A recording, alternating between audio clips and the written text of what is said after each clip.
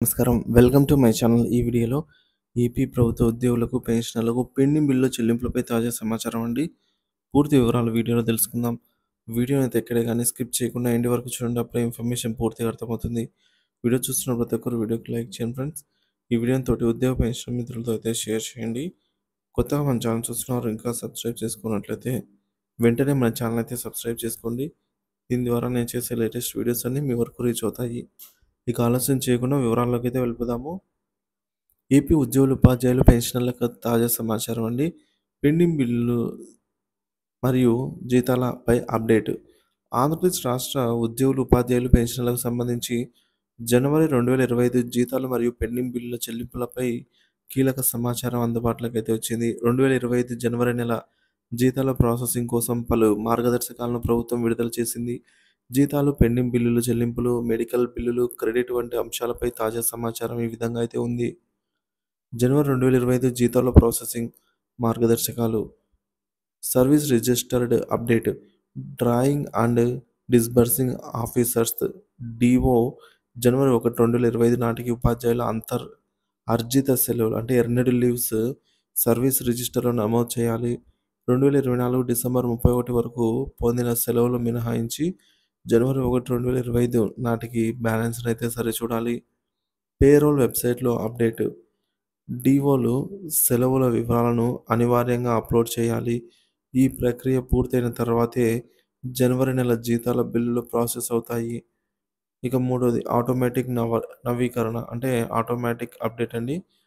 జనవరి 1, 2025 తర్వాత పొందిన సెలవులు పేరోల్ సిస్టమ్ ఆధారంగా ఆటోమేటిక్గా అయితే అప్డేట్ అవుతాయి.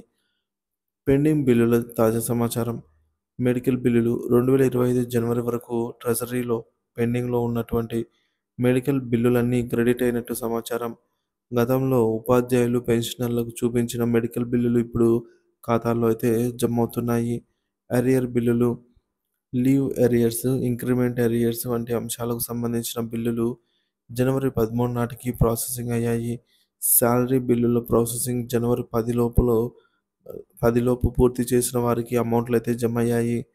అలాగే జెడ్పీపీఎఫ్ లోన్స్ 2024 ఏప్రిల్ 27 వరకు ఏప్రిల్ 27 నుంచి సెప్టెంబర్ 30, 2024 మధ్య అప్రూవల్ అయినటువంటి జెడ్పీపీఎఫ్ లోన్ బిల్లులు మొత్తం ఖాతాల్లో జమ అయ్యాయి.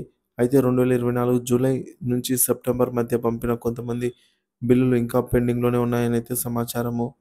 Gratuity commutation. ఆగస్టు 2024 నుండి పెండింగ్లో ఉన్న గ్రాట్యుటీ కమ్యూటేషన్ బిల్లులు ఇప్పుడు క్రెడిట్ అవుతున్నాయి. ఉద్యోగుల ఖాతాలు చెక్ చేసుకోవాలని అయితే సూచించారు.